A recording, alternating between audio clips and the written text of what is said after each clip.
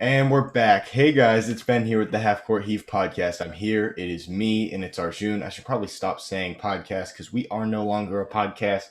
And we haven't been a podcast since, I think, 20 episodes ago. This marks episode 57. We're a full on show on YouTube. As you're watching on YouTube right now, you know that. Um, but, anyways, a lot happening in sports right now. We're just going to get straight into it, not talk about any funny business if you don't have anything else to talk about before we get into it, Arjun. Um, and the first thing we do want to talk about today is Porzingis trades. Should the Mavs be looking to trade Kristaps Porzingis? Arjun? I definitely think the Mavs should be trading Porzingis because right now, if you look at them, they have a really subpar defense right now. And if you look at it, they're not playing as well as they did last year. You know, they gave up Seth Curry. They even though they got the perimeter defense from Josh Richardson, he's been injured. But at the end of the day, they did lose that trade. And if you just look at their team as a whole, they're just underachieving. Dorian Finney-Smith is not playing well at all. But also, Kristaps Porzingis is very injury prone. He's also just not a good defender. He's got the size, but just IQ wise and just as he plays, he's not a good defender. So I think two places really stand out more than any. And I think the Hornets, the first one, then I think that this one would include giving up Monk and Bridges and then probably a second round pick for Kristaps Porzingis. And then for the Warriors, I think the Warriors could also use him because at the end of the day, they are still competing for a ring. So you still have Wiseman running the center position. You still have the defense, but you give up Wiggins and Damian Lee for a second. All right, no, okay. I do agree with you on that. I do agree that they should trade Porzingis. I don't think it's like a need. I don't think I'll say this a lot in this episode because there's a lot of things involving trades that we're going to talk about. But any team this season, this regular season where it's COVID, you can't hang out with your teammates. You can't really practice that much with your teammates. You only have like your one practice. You can't practice with them, masks off after practice. You can't really get to know your teammates. So building chemistry right now with your current teammates is best for trying to compete for a playoff spot or a championship. But generally, I think Kristaps Porzingis, if you were looking to move on from him and that was in your ideas, I think it's a good idea if you get a right package in return. Because like you said, he hasn't really shown improvement since 2019 in New York. He had gone up his first 3 years, and he's just been averaging, I think right now, his entire Dallas career, which is a whopping 2-3 years, he's averaging 20 and 9 on bad efficiency for a big, and again, not great defense.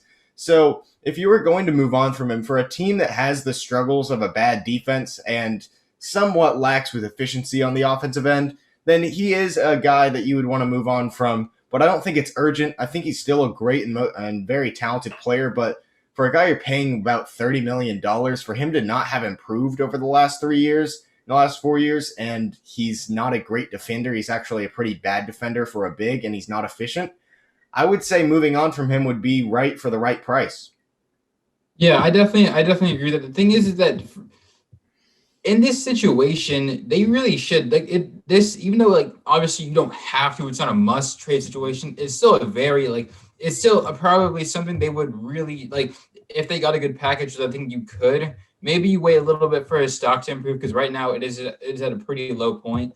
So right now you wait a little bit and you just look at their team. They just don't have like they were in a seventh seed last year, and they almost beat the Clippers without Porzingis. They're a very talented offensive team, but if you're still somewhat in the rebuild mode, like you're not rebuilding exactly, but you're still building up pieces to contend. And trading for Porzingis, you'll get more additional pieces. You'll get more scoring output. Like because right now Luka is the only one really scoring efficiently on their team. So if you can trade him, you can get guys like I said. I mean, you can get Wiggins, who's a terrific scorer, and he's actually playing really good defense this year. Mm-hmm. I mean, I think if I'm the Warriors, I'm keeping Wiggins over Porzingis for their needs. And I mean, he's had a really underappreciated year, especially since he's jumped up on the defensive end. Not a drastic amount, but he's a pretty good defender now compared to his past couple seasons and his entire NBA career. I don't think it's an urgent need. I think right now, and especially you said rebuild mode, like if they're still in somewhat of rebuild mode, he's still young. Like he's not old now. That's not a new thing. He's not getting old. He still has room to grow. He could still be a better player. He could still be a better defender, definitely. And he could definitely improve that efficiency. And also, he has good chemistry with Luka, as we have heard of. We don't know. I mean, he unfollowed the Mavericks on Instagram, but he didn't unfollow Mark Cuban, so I don't really think that was really anything. I don't think that it's really a need, but like if there's the right deal on the table, I would take it, and that's a step down from what they purposely were or they previously were. That's my bad. Last season it was like we're not trading Porzingis, he's off the table, so it's slowly going down. But right now, I would say if the right package is there, then you would trade him. But I don't think it's an urgent need or something that like should be on the top priority spot. I think the top priority spot should be putting defense around Luka and Porzingis and seeing how they mesh then, because they really didn't make any moves to get great defense around those two. But the next thing I want to talk about is Zion Williamson, and he's finally getting back onto the map relevancy-wise. He was stopping to be talked about by the media for absolutely no reason. And my question is, since I'll give some backstory before I give you the question, because it's a little outrageous of a question to me, and that is an NBA executive said that Zion Williamson has not lived up to the hype because he was compared to LeBron James. So hell no, he's not lived up to the hype. Arjun, answer me the question. Has Zion Williamson lived up to what he was supposed to be so far? Okay, I'll say this. I think that Zion he's played really well. And he has. It's not. I'm not saying that. What I'm about to say is not saying that he's not played well at all. He's been absolutely amazing. But if you talk about the hype, the media in the whole world overhypes pretty much every player coming into the draft. I mean, Andrew Wiggins was compared to LeBron. Every player is compared to a generational superstar, and the hype that Zion Williamson had around him.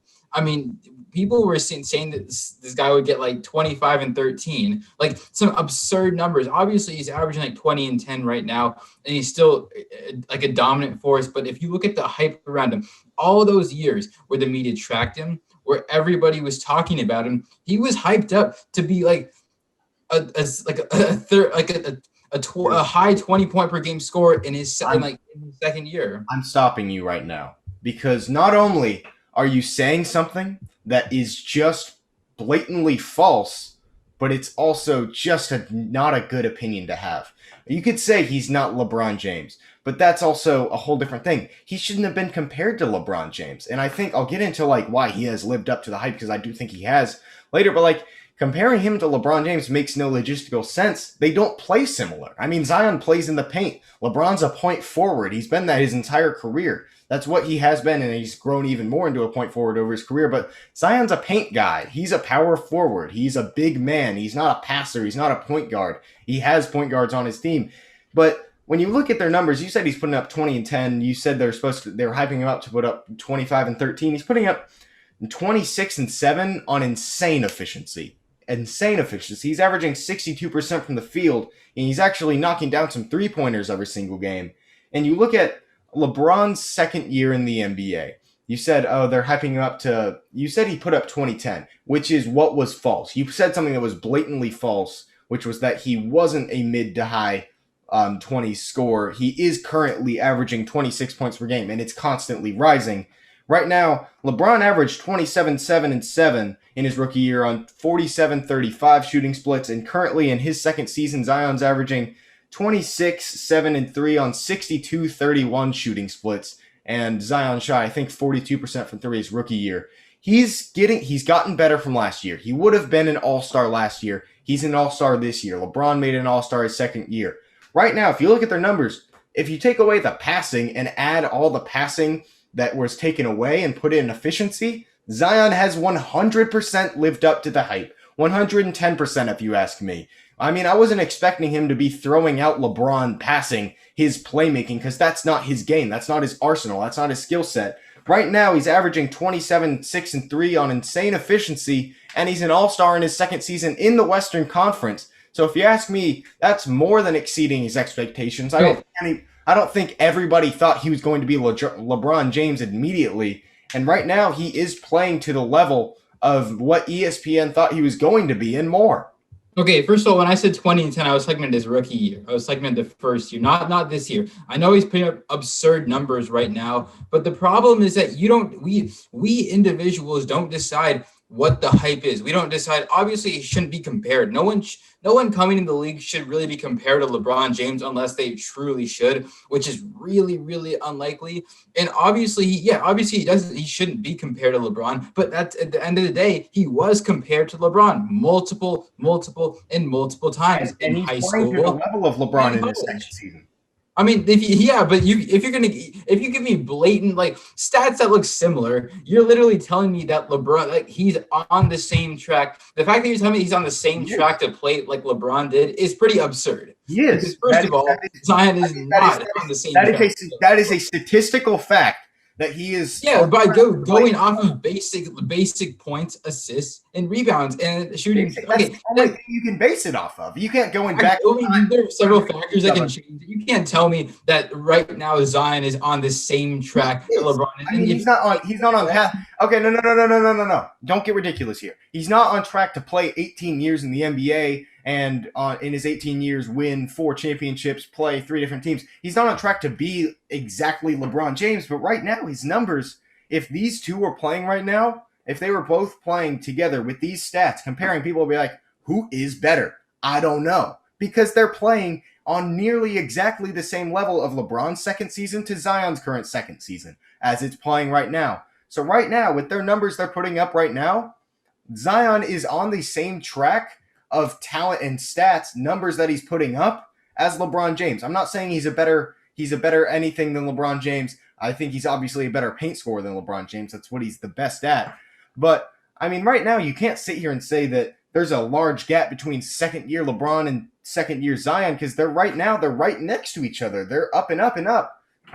I mean, I'm not saying there's a large gap because it's a close gap, but the fact that you're telling me that he has lived up to the expectations of being a guy like LeBron James is just false. Like, you could give me whatever stats you want to give. 100% true. I mean, that's true. Like, I know he is really like he's playing like out of his mind right now. There is no doubt about that. But the expectations set for him are just too high to really be achieved. No. Okay. So points, rebounds, and I mean this. You can't really go by the eye test in this. You have to go by numbers when comparing people in 2 different eras of basketball. So right now, I mean, their points and rebounds those numbers are nearly identical, like almost to the point identical. Just Zion averaging like less than 1 point per game. But then when it goes to assists, I mean, obviously Zion's not the playmaker LeBron was, but he's still putting up 3 assists per game compared to LeBron's 7 at that point. And you take out those 4 assists, and you put in 15% extra from the field from LeBron's 47 in his second year, and you give it to Zion for 62% from the field right now. Yeah, except on what on how many shots taken. LeBron was a lot higher of a usage player than Zion.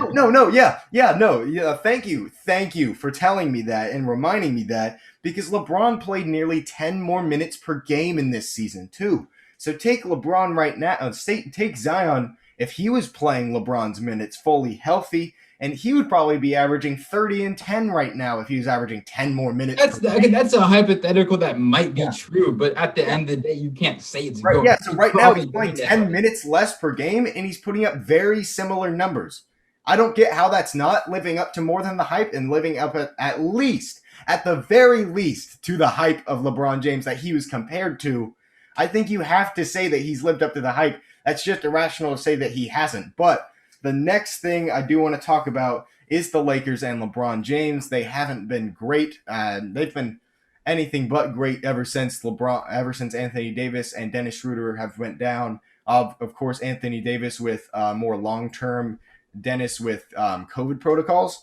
But my question to you is, should the Lakers be in panic mode? Actually, I'll answer this first, since usually there's a third person here I can ask in between. I'll take this one first. I think no, they shouldn't be in panic mode. I mean, yeah, they've been dropping games left and right. They've been dropping them to good teams, though. They've been dropping them to the Heat, to the Jazz, and I mean, they have lost questionable games like to the 12 seed Wizards. They've lost a couple sketchy games without AD and Dennis Schroeder, but they're losing these games without AD and Dennis Schroeder. I don't think that's perceived enough as what it actually is. LeBron without the second and third option, second option being arguably a top 5 player in the NBA, LeBron is playing with a bad team, like a really bad team. And that's not a knock on them, because when you have another arguably top five player on your team, when you have you have the best player and arguably a top five guy, the rest of the roster is not going to look that good, like the odds would say.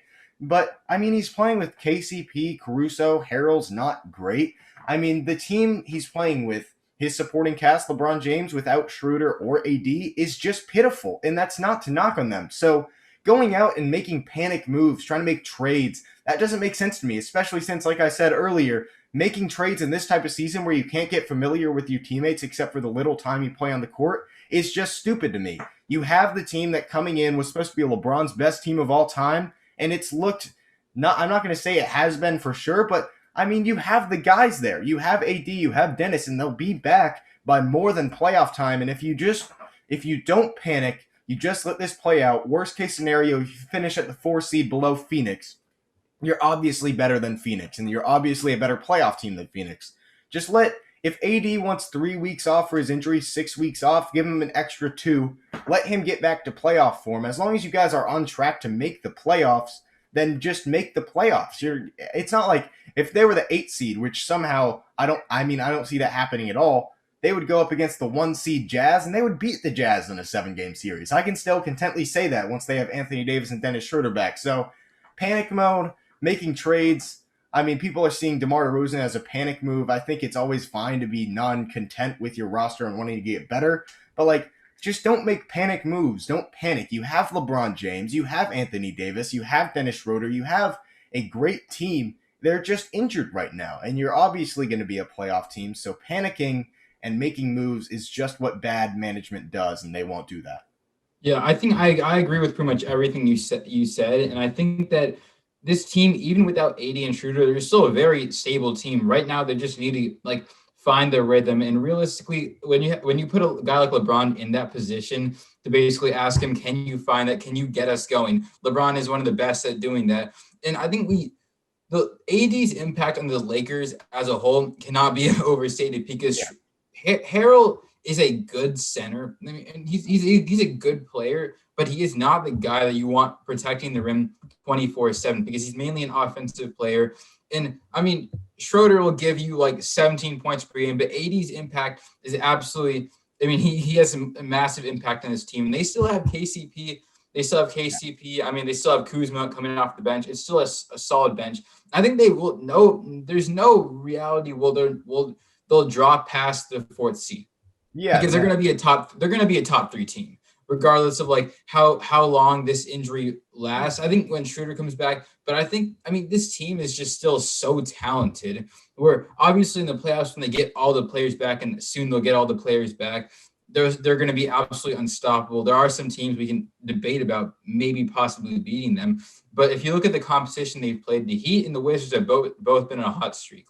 The Wizards aren't a good team, but recently they've been playing really well. I mean, Russell Westbrook and Beal are going crazy recently. And I think that they just need to get their rhythm going without AD and Schroeder. And I think that will definitely happen. All right. No, I mean, if they didn't have AD and Schroeder, I wouldn't have them in the playoffs. And I don't think that's a bold take. I mean, it's LeBron and Kuzma, Harrell, KCP. That would be an 8 seed, maybe. There's just too much depth in the West. They wouldn't make the playoffs without that. But the thing is, they won't have it's like if the Clippers didn't have PG and then they're say Lou Will with how he's playing right now. If they didn't have them for 2 to 3 weeks, would they have to be in panic mode, or would they be oh, we get them back in 3 weeks, this team's going to go back to they've been playing before? Or if the Jazz lost Gobert for 3 weeks, why would they go into panic mode trying to make more trades? Those 3 weeks aren't going to affect how you play in the playoffs. Just keep your team together. And yeah, I just don't see the point in panicking. I don't think very many people do. A lot of Lakers fans actually are panicking, but that's just what LA fans do. They're never satisfied in a very bad way. But the next thing I want to talk about is actually Joel Embiid. And is Joel Embiid the best big in the NBA, Arjun? What do you think? I think this race is really close right now because there are a lot of talented bigs, but I'm going to have to go with No, he's not the best big. He's very close. It's extremely close. But I want to give Jokic the edge on that. Now the MVP race is different. I think that Jokic is more I mean, not Jokic. I think that Embiid is more valuable to his team. But as a player, I think Jokic is a better center than him because Embiid gets. If you look at Embiid only averages 4 more points than him. Oh And if you no. look at the Oh shooting, no. he gets so many more points like from the free throw line than Jokic. Embiid gets he shoots averages 11 free throws per game, and if you look at Jokic, he has a higher efficiency. He's a better playmaker, a better statistically just better shooter, 3-point Oh. shooter, Ooh, and no. and he's a more skilled player than Embiid. No, no. Okay, no. I can't sit up here and take away basketball cards. That's not something I can do. I don't think that's something that people do on shows or podcasts. But if I could, I would take it away. I know why you would say Jokic because his offense, he makes the cool passes, and he's a great offensive player. He's on track to have one of the greatest single offensive seasons by a center ever. Think about the other side of the ball. That's something you have to think about. And also, it's not like Jokic has a huge gap on 3-point shooting. Think about defense though. Embiid's averaging 30 points per game, averaging about 3.3 points per game more than he is. He's obviously a way bigger impact on the boards. You would rather have Embiid for the big man presence and defense. Embiid is right now the best player on offense and the best player on defense in the NBA. Arguably, I would say you could give that to Gobert or Simmons. But like you could say Embiid is the best defender in the NBA right now, and I wouldn't be mad at you. He's doing it on both ends. Jokic is amazing on offense, but he does it on one end of the basketball floor. And you talk about like shooting and efficiency. Embiid is 50, 40, 90. And when I thought best big man in the league, I didn't even consider Jokic. I didn't put him in my top 3. I made a list of 3 people. It's Embiid, last year Anthony Davis, and Giannis Antetokounmpo. I'm going to compare their numbers for you real quick. I can't talk about my eye test with them on this and have that as my resource only.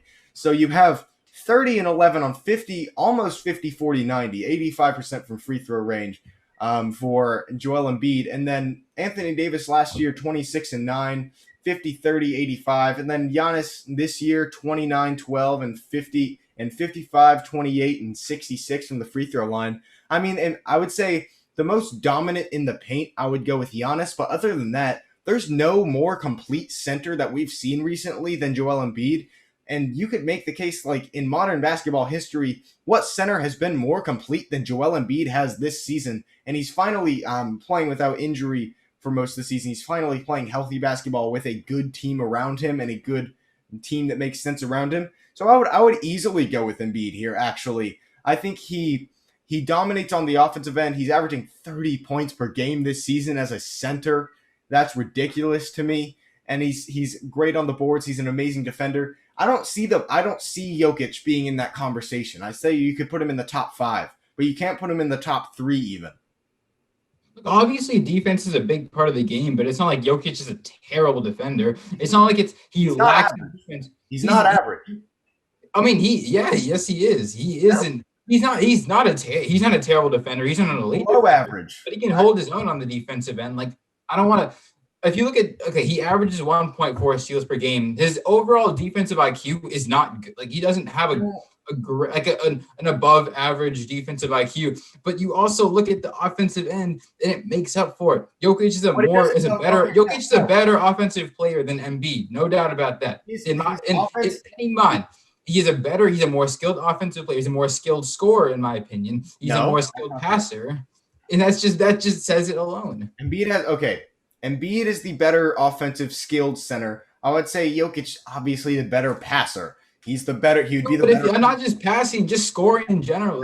No. Answer me this: the player putting up 30 points per game on on 11 free throws per game on a lot of free throws. You know how you get to the free throw line as a big man? Skill. Yeah, but except when you look at it compared wise, I mean, Jokic is taking a lot less free throws than him. Embiid, I don't want to be the one to say this, but he flops. He flops like crazy. He is so big. He's so skilled of a player, but he flops like crazy. You think Jokic doesn't flop? Jokic is one of the most floppy. Not even only on trying to get calls, but he just flails. He's just a flaily guy. He's not better than Embiid. I mean Embiid is obviously the better athletic specimen. He's, I would say, the more talented offensive center, and you could say he's a better offensive player overall because of his passing. But I would say as a center, he has the better skill set for a center, and he's also arguably the best defender in the NBA right now. Jokic, we have to argue if he's average or not, and of course his offense makes up for it, but it doesn't make up for him enough to be better than Embiid. I mean, like Jokic he's a fine defender. I don't think he's really average, but I don't think he's above average.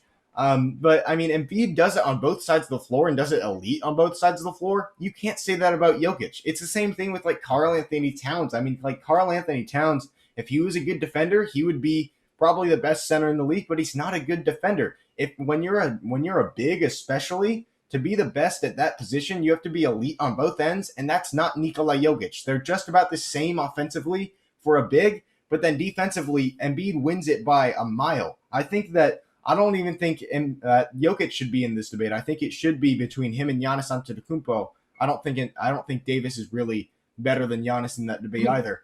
That's the thing that you can't. Giannis is like if you're talking about big men, you're talking about guys who hang around in the post, guys who are pretty much like Giannis is like obviously big, but if you just talk about how they play, I wouldn't put Giannis really in that category.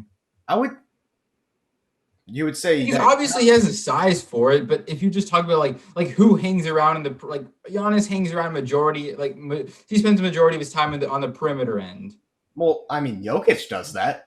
And also, yeah, except Jokic is a clear Giannis center. gets his buckets in the paint. Center. Giannis is no. You're not getting away with this. Giannis doesn't play on the perimeter. If you're saying that, then Jokic is a point guard because he literally runs point guard for this team half the time. If you watch him, I mean, Giannis is a big.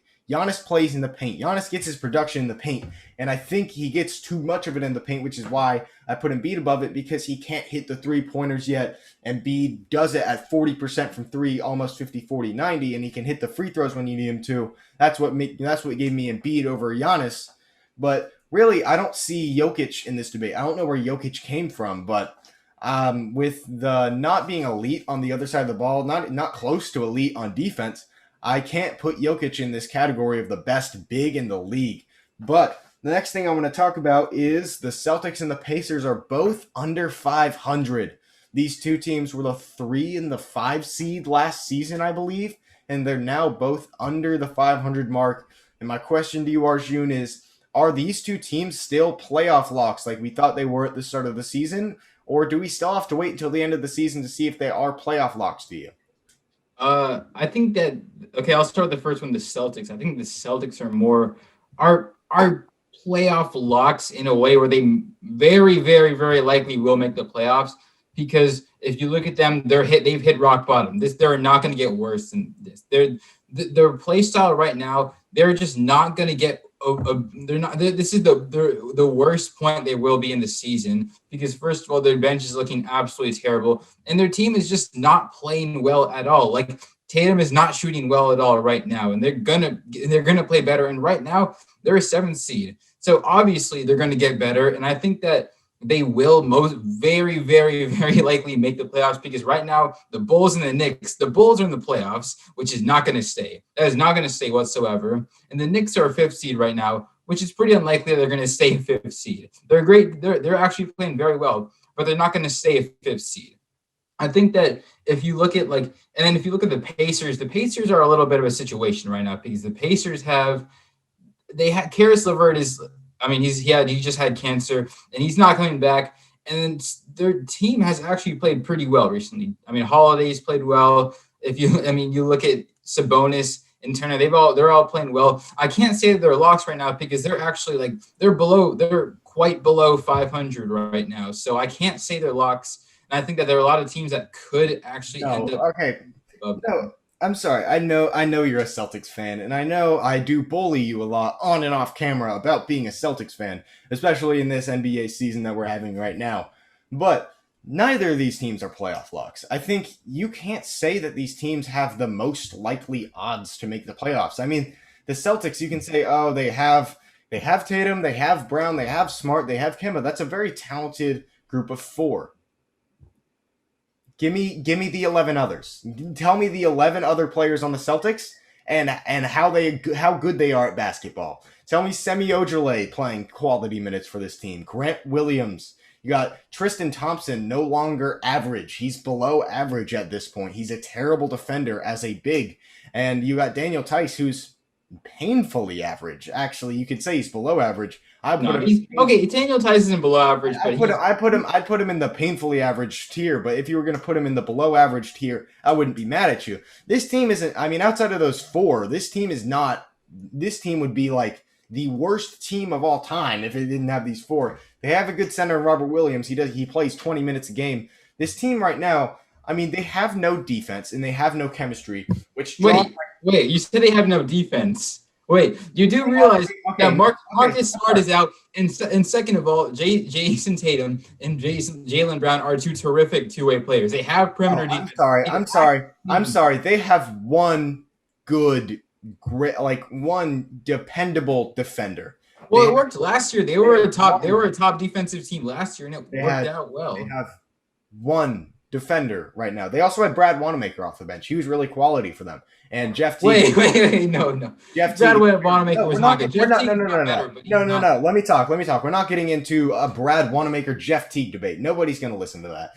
But I mean, this team generally, I mean, when I talk about defense, you have to include paint defense too. You can't just include Marcus Smart, who's an amazing defender, all defense defender, and I would say Jaylen Brown's a pretty good defender. Jason Tatum's he's a suitable defender. He's nothing special on the defensive end. Other than that, I mean, anybody scores in the paint. It's free cheese for anybody. They have absolutely no chemistry. Every single play is iso ball. Jason Tatum going to the rim. I don't think people are blaming Jason Tatum enough for these losses. Putting up like 20 shots a game, making 4 to 7 of them. I mean, he just goes to the rim every play. They're 28th in the league, and I think assists per game. They don't pass the ball. It's just iso ball between Tatum and Brown every single possession. And really, their roster doesn't make sense. Like, you have the 4 together, but then other than that, like, the semblance of the roster makes very little sense. And add on to that, the coach that wants nothing to do with disciplining this roster for not passing the ball, not having good chemistry. Brad Stevens, he's a basketball mastermind, but man, he's very beta. And I don't like that in a coach with a team with this little chemistry, with the chairs flying in the locker rooms. I can't have them as playoff locks. I think I think the reason they are in a suitable team, I think odds are they make it to the playoffs because they have Tatum, Brown, Kemba, who's been playing well recently, and you have Marcus Smart once he gets back from injury. But generally, I can't call them locks because of how just poorly assembled the roster is. They kind of draw comparisons team assemblance-wise to last year's Sixers without defense to me, kind of. You get like the no chemistry, weirdly assembled roster, a lot of iso ball. But for the Pacers, I'm just going to make this brief for the Pacers because the Pacers aren't as much of a controversy. I like the Pacers team once they get LeVert back. I think they'll be a 4 or 5 seed in the East once they get LeVert back next season. But right now, I mean, they lost Oladipo. I mean, they didn't get anybody back in return for Oladipo. They got LeVert back for next season. But for the rest of this season, they don't have a guy to fill Oladipo's role. I mean, they have Jeremy Lamb, who's a great role player, but they lost a big piece there on both ends of the basketball, and that's why they've been struggling ever since they lost him. It's clear his impact was there, so I can't call them a lock because of how badly they've been struggling without Karis LeVert being able to be on the floor. But I hope they do well, and I think once they get LeVert back, they'll be a very solid playoff team, but I can't call them a lock with how bad they struggled without Oladipo's production. Yeah, I agree with the Pacers thing. Now, the thing with the Celtics is that they had a very similar roster last year because last year, Semi Ojeleye was also playing 20 minutes per game. He was also playing all those minutes. Last year, they had Brad Wanamaker, who was somewhat of an upgrade from Jeff Teague, but I'm not saying that their roster overall was better than last year. They had similar rosters in terms of overall build. No. They had more chemistry, but Ben, tell me who did besides Gordon Hayward? No, no, that no, we're not going to go besides Gordon Hayward. We're not going to avoid the biggest change of this roster. How Danny Ainge lost him for a trade exception he's not going to use. We're not going to ignore that, Arjun. We know we're not going to ignore that. We know that my Charlotte Hornets have him now. We're not going to ignore the fact that you lost Gordon Hayward. That's the biggest thing your team did this offseason was lose him for nothing. That's what you lost. You lost 18 points per game and a guy who passes the ball on offense. And I mean, Jason Tatum's a hell of a player. He has the full rights to ISO on any team he wants. Same with Jaylen Brown. But I mean, with the chemistry they have, the ISO ball isn't just that they play ISO ball. It's that they don't trust their teammates to make shots. So, I mean, really, when they get Smart back, they'll be a drastically better team. Maybe, possibly, Ainge earns back the respect of other GMs and he makes a move that helps the team. But right now, and I think they have the likely odds to make the playoffs right now, but I can't call them a lock. Because like their team's just so poorly assembled with the talent they have for me to call them a lock. Their bench isn't deep enough. They have a terrible bench, but generally those teams I would say are favored to make the playoffs. But lock, I can't put those words on them. The next thing I want to talk about is the New York Knicks. They're currently at 500, above both the teams we just talked about, and they've been succeeding a lot recently, especially since the Rose trade. And my question to you is, with their young talent they have right now, do you think they should be patient or go and make a trade for a star? I think they should stay patient because right now, I mean, you realistically are asking, do you want to ride this team to like the 7th seed if you get another star? Because right now they're positioned to the 5th seed, but the East is also struggling like crazy. The East is going to bounce back most likely, but right now, if you're talking about getting another star, you're going to give up another piece right now. That doesn't make sense. Like you said, chemistry is hard to it's hard to build new chemistry. And if you look at them right now, I mean, they really won that Rose trade. Rose is playing really well, but the only guys who you would really want to trade on the team is Frank Ntilikina and Kevin Knox. Like, they're not going to give you that star value. Like it's like you wouldn't want to right now. I wouldn't want to trade Randall. I wouldn't want to trade Randall right now. I wouldn't want to trade, any of those other guys. So I think that they should just continue to develop their younger guys. Maybe in the future, maybe make a trade, but right now, do not make any drastic transfers. No, I think right now in this NBA season, I'll say this for I think the 3rd or 4th time in this episode because it's relevant in this again. And I think it's most relevant in this is that when you have a team, especially this New York team, they're into the category with like Charlotte. They have a great young core, and the young core is all relatively same age, and they're all great friends. You can see it. They have a very passionate locker room that all really seems to like each other, held together by Theo Pinson, just like any other great New York team, apparently. But like you have Robinson, you have all these great. You have Quigley, you have Toppin, even like you can include Toppin. You have Randall. You have this young core right now, like R.J. Barrett, and then they're currently succeeding, and they're a very great locker room. So trading away, I think if you were going to get a star, you would have to give away a couple of those guys. Like, say if you were going to go get Zach LaVine, first-time All-Star this year, carrying the Bulls, Karl Anthony Towns, they're monitoring the situation of, you would have to give up at least 2 or 3 of those guys in picks to get one of those 2 guys. And if you do that, your chemistry goes down the drain. I mean, in a season where you can't meet up with your teammates, you can't practice with them, it's really hard to get to know them. You have this great chemistry, and right now, you're already halfway through the season. Just ride the season out. It seems like this is a playoff team in New York that they haven't seen since 2013. So make the playoffs this offseason. You're in New York, goddammit. I mean, you can make a move this offseason. You can sign somebody, or you can definitely trade for somebody. And then next offseason, when you have a full offseason like we didn't have this past season, where everybody can mesh well together and have a full offseason to work together, then make a trade for Zach LaVine, Karl Anthony Towns, sign DeRozan, sign Drummond, sign big-name guys this offseason, trade for big-name guys this offseason. But right now, if you want to make the playoffs, make New York happy like you're having them happy right now, just wait until the season's over, see where you are then, and hopefully have a playoff spot at that point. Yeah, I definitely agree with you on that point, but there's also more things with this Knicks team that we really haven't talked about, and it's the fact that they've also like Obi Toppin was like the 6th pick, and he's playing like 10 minutes per game. Right now, they're playing Taj Gibson 15 minutes per game. They're playing Taj Gibson more minutes than Obi Toppin. Maybe if you're not, they do have a lot of depth at that position because right now they do have. I'm not saying trade anybody right now, but maybe in the future look towards this because you have Mitchell Robinson, Julius Randle, and off the bench Nerlens Noel, who actually is a valuable player to this team. He's a good defender, and then you've got Obi Toppin. So this is kind of the same situation with with the Hawks. It's that maybe I think you should try and like trade in the offseason for more depth in like the guard position and the forward position. Because right now you're having like Obi Toppin, who's a sixth pick, is not playing enough minutes than he should be. Yeah, I So, mean, like, it goes down to, like, how much would you really increase him? He doesn't look that great. He doesn't really look special. I mean, he's I definitely mean, but not at near the end of the Kukoc. day, But like at the end, I mean, like, right now, they're not in a rebuild mode anymore. This isn't the New York Knicks a year or two ago. You don't go into NBA 2K to do a rebuild and go, oh, I'm doing the Knicks because they're the hardest. This is actually a competent team now. This is actually a team that wants to make the playoffs. So going to play young guys more minutes than vets when the difference isn't really like overwhelming for Toppin to go over Taj Gibson. Maybe Taj Gibson is a better presence for this team. I'm not a huge Knicks analyst, but you also said Mitchell Robinson, trying to trade Mitchell Robinson.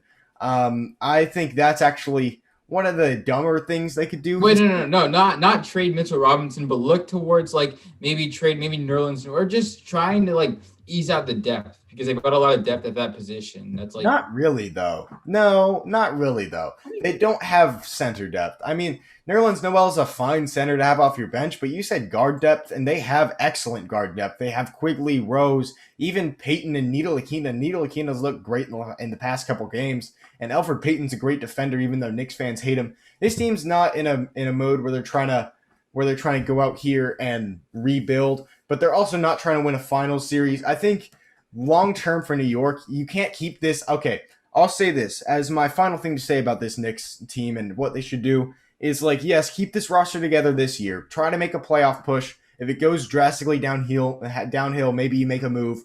But say this offseason, this team, this current core that you have won't win it won't win a championship. So if you're looking for eventually down the road to win a championship, I would say you need a star on or above Julius Randle's level who can close in the fourth quarter. And I love Julius Randle this year. He's been playing great, but in the fourth quarter is really when he gets compromised or something happens to him because he really doesn't show up that much in the fourth quarter. So if you can get preferably like a shooting guard or a small forward, someone that's on Julius Randle's level or above that can mesh well with his game, that would be excellent.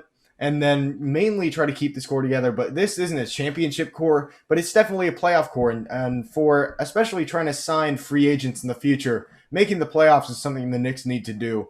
But the next thing I want to talk about is going to the field of football, and that is Dak Prescott. He's going to be officially a free agent.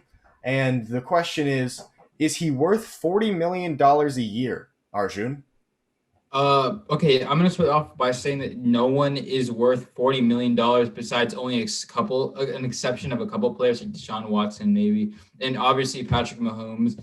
But I mean, if you're the Cowboys, give him the 40 million. Go ahead. Yeah. Because my reasoning for this is because obviously it's not a good deal because it's so much money. But if you look at the output right now, the East, the NFC East is looking god awful. Like the Washington football team is still getting their situation sorted out. They're a good young team, but they're not like an established they're not an established offensive team. They still have to work out that quarterback position. But right now, this is free real estate. The Eagles, who lost Wentz, I mean, the Eagles are not going to be really good anymore. They're now Were they really good ever since that Super Bowl run? Really? Nah.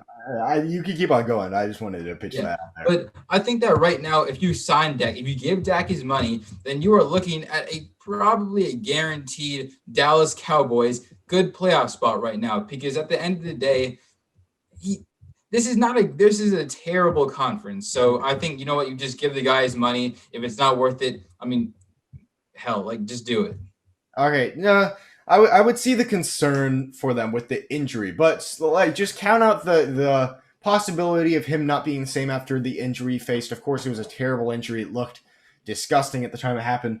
Just at the money, $40 million straight up. Before I say anything, and involving this topic. Do I think he's a $40 million quarterback? No. But if you're the Cowboys, do you pay him $40 million if that's what he requires? Yes. You don't. Okay. Right now, I don't think they have the money to franchise tag him. They need to waive some people to be able to even franchise tag him. But when it comes down to if you're paying Dak $40 million or you're not having Dak Prescott anymore, if you're the current Dallas Cowboys, I'm paying him $40 million. Because what are your other options? Field your other options for me real quick. You got Andy Dalton, Garrett Gilbert. Who's that guy? Ben DiNucci. He was really famous on the internet for a little bit there. I mean, you have really bad quarterback options besides that. You're not going to draft a better quarterback than Dak Prescott, and you don't have a great pick. So, I mean, if you're the Cowboys right now, not only was Dak Prescott on track to have one of the highest, I think,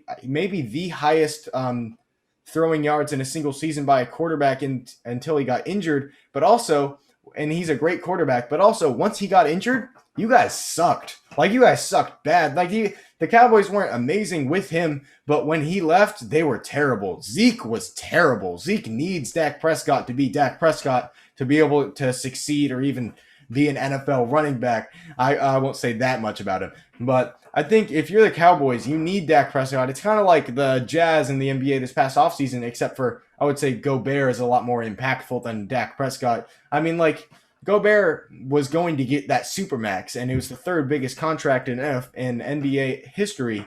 And was he worth the third biggest contract in NBA history? No, I don't think he's that good of a player. But did you need to make that deal because you can't get another Rudy Gobert out there? Yes, they had to make that deal. So it goes the same with the Cowboys. The Cowboys aren't going to go out there and get a quarterback to replace Dak Prescott unless they sign and trade him to Seattle for Russell Wilson. I mean, they're not getting a replacement for him. And I think if you're Dak Prescott, you accept that deal to go back to Dallas and play there. I mean, you're obviously in the hands of a terrible owner, but I think that it would generally be a good idea for the Cowboys to sign him with $40 million. If he wants to go for less, then do that. But I think, hell yeah, if you're the Cowboys, you need to sign him to his $40 million contract if that's what he requires, because it's Dak Prescott. Your other options are terrible.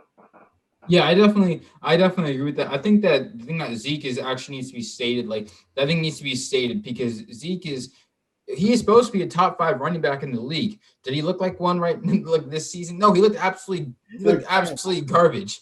He was absolutely terrible. And you said it yourself. I mean, Zeke is just not himself without Dak. You had some injuries to your, like, the O-line wasn't really that rattled.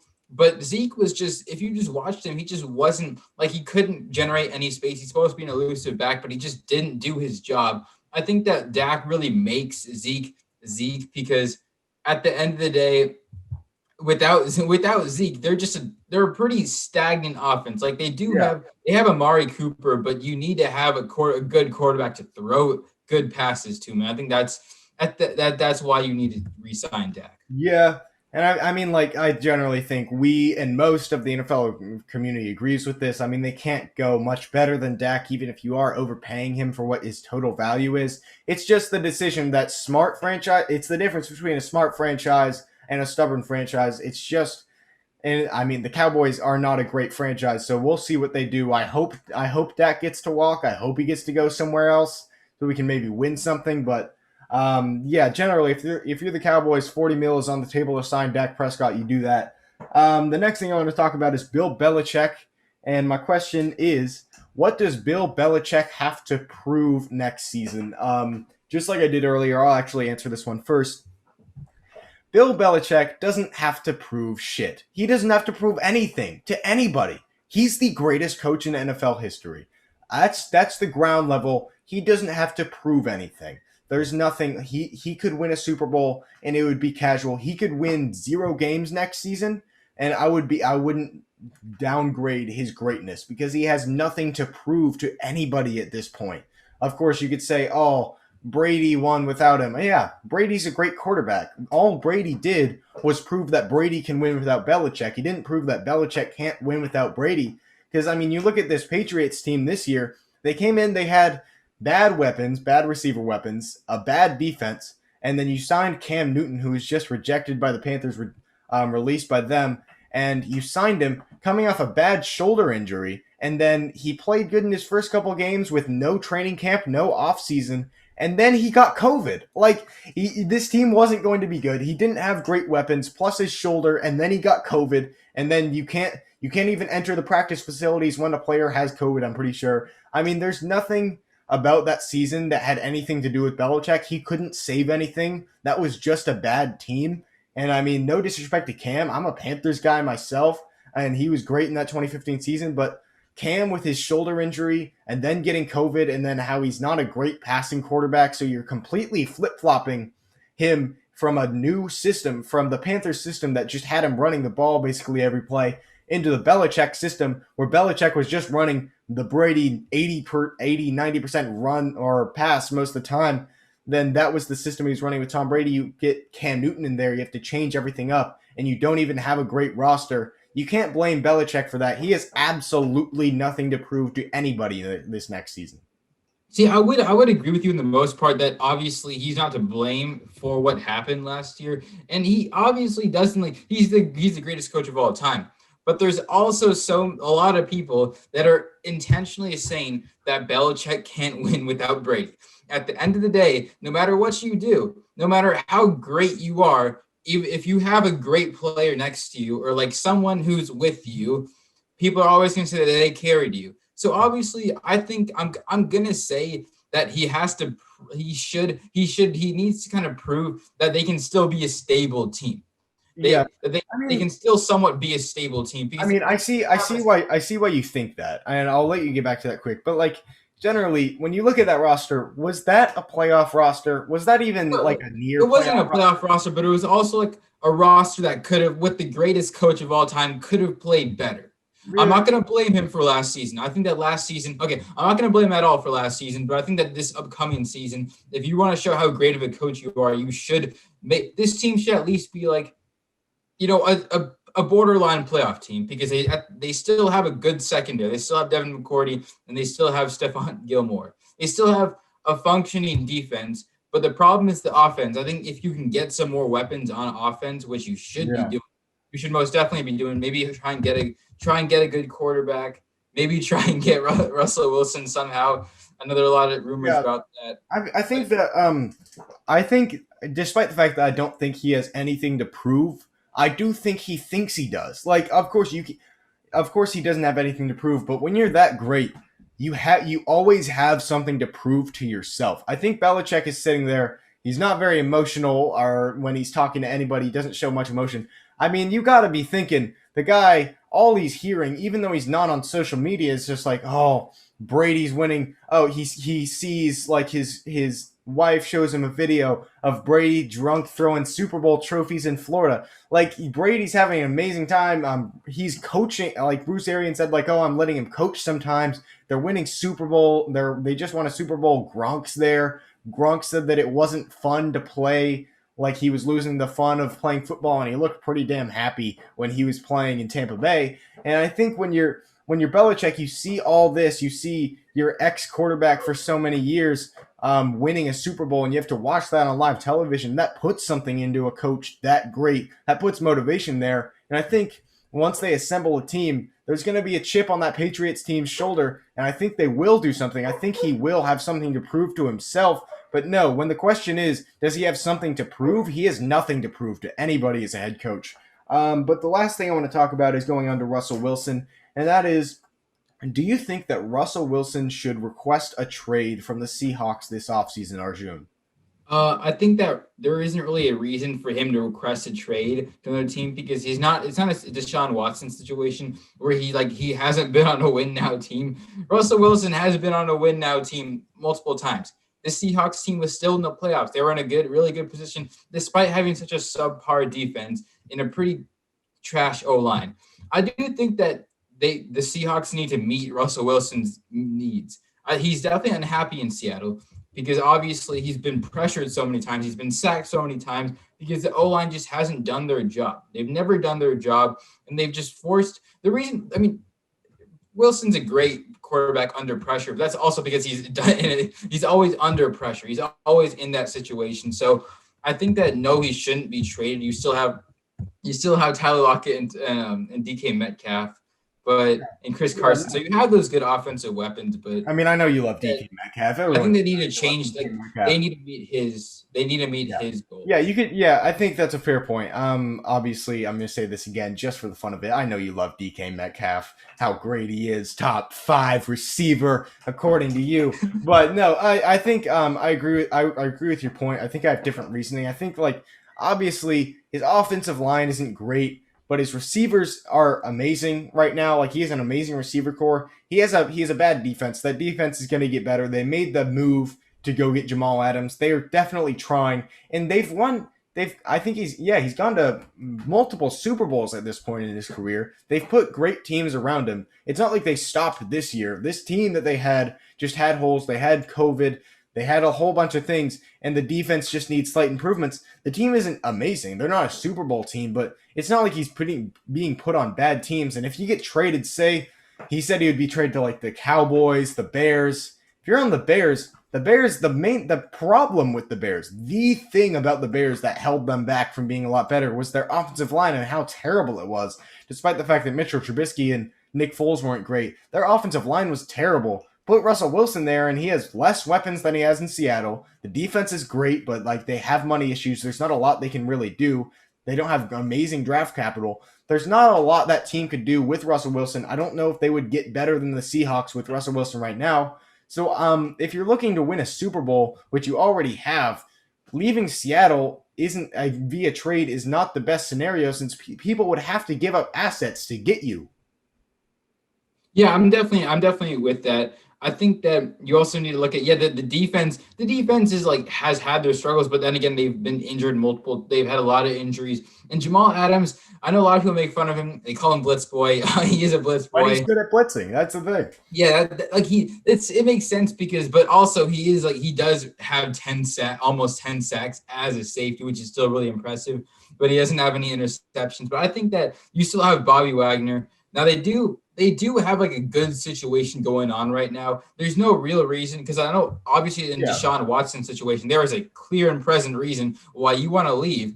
But if you look at Russell Wilson's situation, like I don't know what seed they were but they were a high seed in the Yeah. playoffs, and they still had a great. Even with all those injuries, with all that adversity they had to go through, they still were so consistent. They were still so good because they have those weapons on the offensive end. Yeah. And I think that you just keep going with that. Yeah, like I don't think he could get traded to a better situation. I don't think. I mean, like you could trade him to the Patriots, but the Patriots have their holes too. I don't even think he wanted to win his teams he named. He named like the Raiders. What are the Raiders going to do for you that Seattle won't do? And I mean, especially like 2 to 3 years down the road, like DK Metcalf will get better, as you know, and then that defense will get better. I think, and like they just have a great core. And I mean, he said he doesn't want to be out, but here's the teams I would like to be traded to. He did kind of throw his offensive line under the bus when he talked about him, but generally, I think there's not really a situation that would be better for him than Seattle right now. And that's really all there is to say. And with that being said, that'll be it for us today. If you're still watching, go ahead and subscribe so we can make our run to 100 subscribers. And if you aren't subscribed, what are you doing? You could join the family right now. It's completely free. Obviously, you just go you tilt your phone, or if you're on the computer, you scroll down, click subscribe. Boom, you're part of the Half Court Heave family. You can get some merch. It's in the link of this video and in the link in our Instagram bio. And we'll see you guys later. Peace. Signing off.